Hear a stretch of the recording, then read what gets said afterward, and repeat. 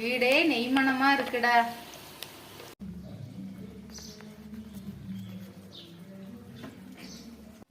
Hi friends, 20 நாளாக பாலாடை எடுத்து வச்சு வெண்ணெய் எடுத்து நெய் காய்ச்சிக்கலாம். வாங்க பார்க்கலாம். பசும்பாலாடை எடுத்து வச்சது மிக்சி ஜாரில் போட்டு ஐஸ் பீப்பை போட்டு நல்லா அடித்து எடுக்கும் போது இந்த மாதிரி வெண்ணெய் திரண்டு வரும். பாருங்க ஃப்ரெண்ட்ஸ், வெண்ணெய் ரெடி ஆயிடுச்சு. அக்கா, என்ன திடீர்னு வெண்ணெய் ரெடி பண்ணிட்டு இருக்கீங்க? என்ன விசேஷம்? அதுவாடா, நாளைக்கு நம்ம ஊர் கரூர்ல பசுபதீஸ்வரர் கோயில்ல நாளைக்கு அன்னாபிஷேகம். அதுக்கு நெய் அபிஷேகம் செய்யலான்னு நெய் ரெடி பண்ணிட்டு இருக்கேன்டா. அக்கா, கிருஷ்ணருக்கும் வெண்ணெய் ரொம்ப பிடிக்குங்க. ஆனால் நாளைக்கு நம்ம அன்னாபிஷேகத்துக்கு ரெடி பண்ணிட்டு இருக்கோம். கோயிலுக்கு எல்லாருமே போயிட்டு வாங்க. அவங்கவுங்க பக்கத்தில் இருக்கிற சிவன் கோயிலுக்கு எல்லாருமே போயிட்டு அன்னாபிஷேகத்தை போய் கலந்துக்கங்க. அவசியமா நாளைக்கு சிவன் கோயிலில் போய் தரிசிச்சுட்டு வாங்க. முன்ஜென்ம பாவங்கள்லாம் தீந்துருங்கக்கா. நீங்களும் அவசியம் போயிட்டு வாங்க ஃப்ரெண்ட்ஸ்.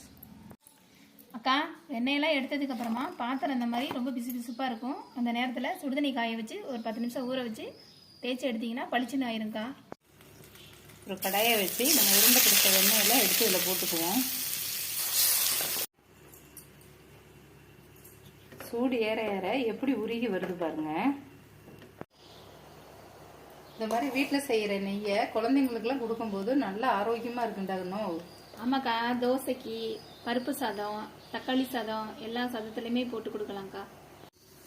பாருங்க ஃப்ரெண்ட்ஸ், நெய் எவ்வளோ அழகாக எல்லோ கலரில் தெளிஞ்சு வருது. இந்த தண்ணி நல்லா சுண்ட வரலும் இது கிண்டிக்கிட்டே இருக்கணும்.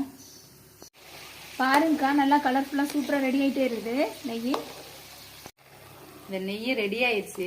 இந்த அடியில் பால்கோவா மாதிரி திரண்டு இருக்கு இல்லையா, அதில் கொஞ்சம் சர்க்கரையும் ஏலக்காயும் அடித்து சாப்பிட்டா பால்கோவா மாதிரி சூப்பராக இருக்குண்டோ.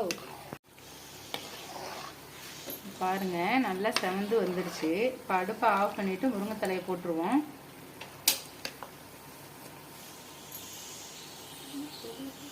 முருங்கைத்தலை போட்டோன்னே எவ்வளோ பொரிச்சல் வாசமாக இருக்கு பாருங்க. வீடே மணக்குது. இது மாதிரி ரெடி ஆனதுக்கு அப்புறமா நல்லா ஆற வச்சு ஒரு கண்ணாடி பாட்டிலில் ஊற்றி ஸ்டோர் பண்ணி வச்சுக்கோங்க. 6 மாசம் ஆனாலும் கெட்டு போகாதுங்கக்கா. மைசூர் பா செய்யற மாதிரி வாசம் வருதுடா கண்ணு. ஓகேடா கண்ணு. ஓகேங்கக்கா, ரெடி ஆயிடுச்சு நெய். நாளைக்கு கோயிலுக்கு எடுத்துட்டு போகலாம். வாங்க ஃப்ரெண்ட்ஸ். பாருங்க ஃப்ரெண்ட்ஸ், நெய் ரெடி ஆயிடுச்சு. இந்த வீடியோ உங்களுக்கு பிடிச்சிருக்குன்னு நினைக்கிறேன். லைக் பண்ணுங்க, ஷேர் பண்ணுங்க, சப்ஸ்கிரைப் பண்ணுங்க.